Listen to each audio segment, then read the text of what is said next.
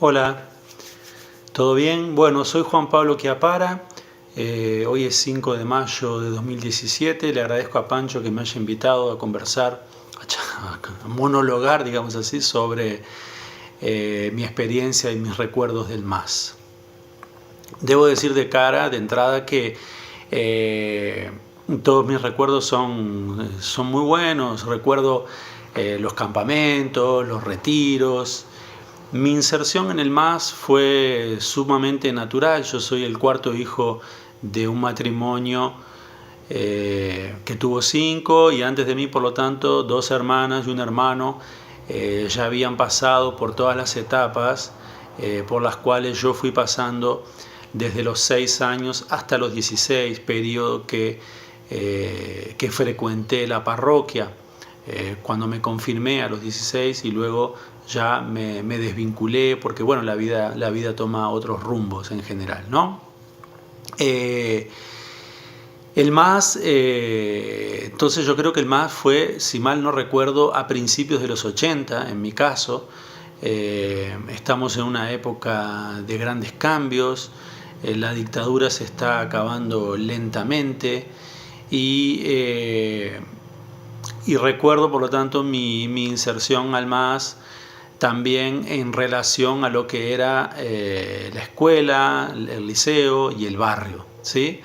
El MAS, por lo tanto, visto a la distancia, para mí está en un cuadro en el cual hay varios elementos que convergen y que dialogan.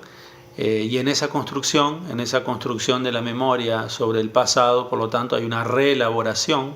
No son recuerdos seguramente 100% fidedignos de hechos que habrán ocurrido, pero que somos probablemente incapaces de recuperar tal cual fueron.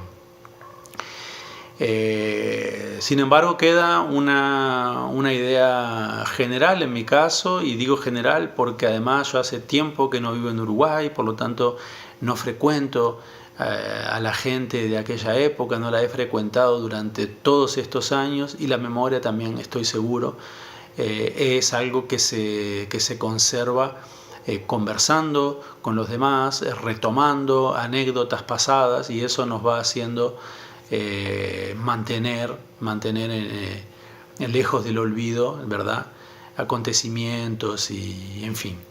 En mi caso, por lo tanto, me tengo que contentar con reconstruir aquello que recuerdo y que ahora he sido solicitado a recordar, porque claro, no es algo que uno esté pensando todo el tiempo. Para ustedes que son adolescentes, probablemente los que están escuchando esto, es difícil quizá todavía de entender, pero bueno, la vida les demostrará que la memoria es algo que corresponde a la reconstrucción más que a los hechos en sí. No sé cómo se da hoy en día la vida en el MAS, pero en aquella época había cosas muy buenas.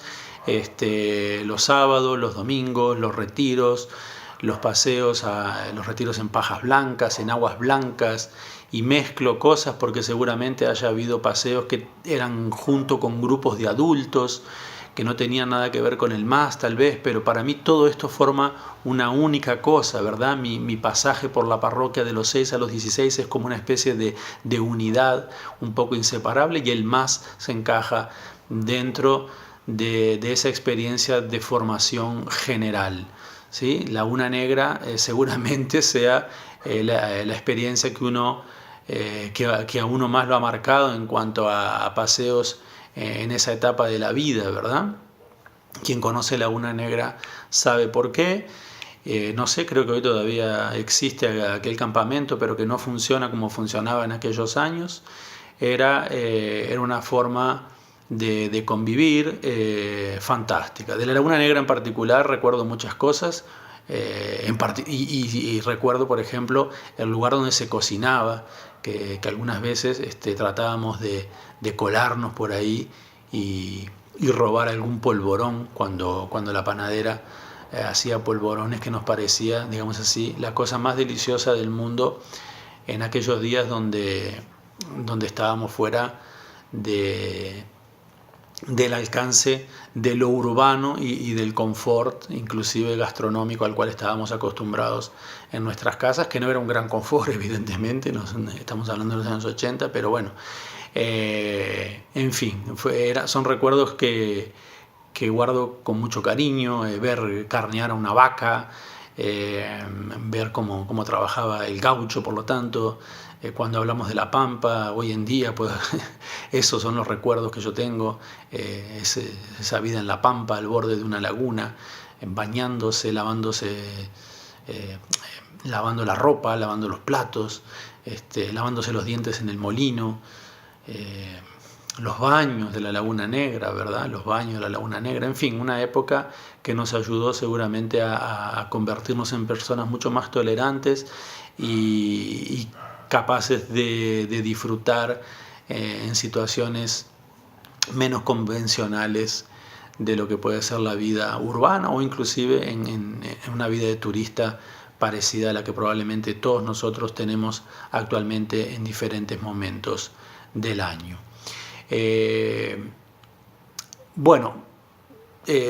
Me parece que es fundamental también tratar de hacer un balance sobre algunos aspectos que a lo largo de estos años he ido reelaborando sobre aquella formación que se daba en el MAS y en la parroquia, que contrastaba con lo que uno vivía en la escuela, en el liceo. Yo frecuentaba la escuela Sarmiento, frecuenté el liceo Zorrilla, en mi barrio, los amigos de la cuadra, de la esquina, ninguno de ellos frecuentaba la parroquia, entonces yo vivía en universos diferentes.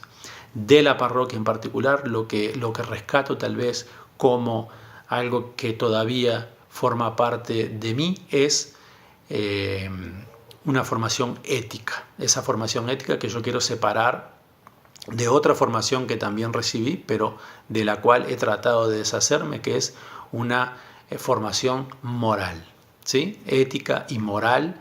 Me parece que, sobre todo hoy en día, lo veo en algunos casos en nuestra sociedad actual, ¿no? Las iglesias, yo vivo en Brasil, las iglesias, y en particular tal vez las iglesias dichas evangélicas, acá por lo menos, no promueven tanto un discurso ético y tal vez se contenten con un discurso moral. A mí esto me parece un problema porque esa moral muchas veces está vinculada a otra dicotomía, que es la dicotomía del cuerpo y del espíritu.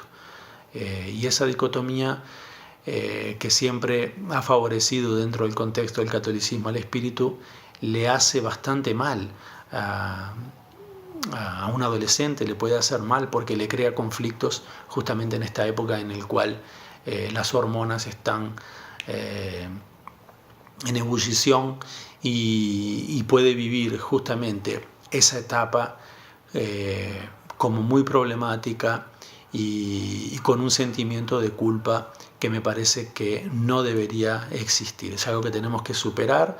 El cristianismo puede evolucionar, ha evolucionado a lo largo de estos 2000 años y creo que cada vez más se tiene que deshacer de esta carga de condena del cuerpo, ayornarse, tratar de comprender que también somos, dentro de un paradigma ecológico que hoy en día está tan en boga, también somos parte de la naturaleza y que por lo tanto nos conviene entendernos como parte de una naturaleza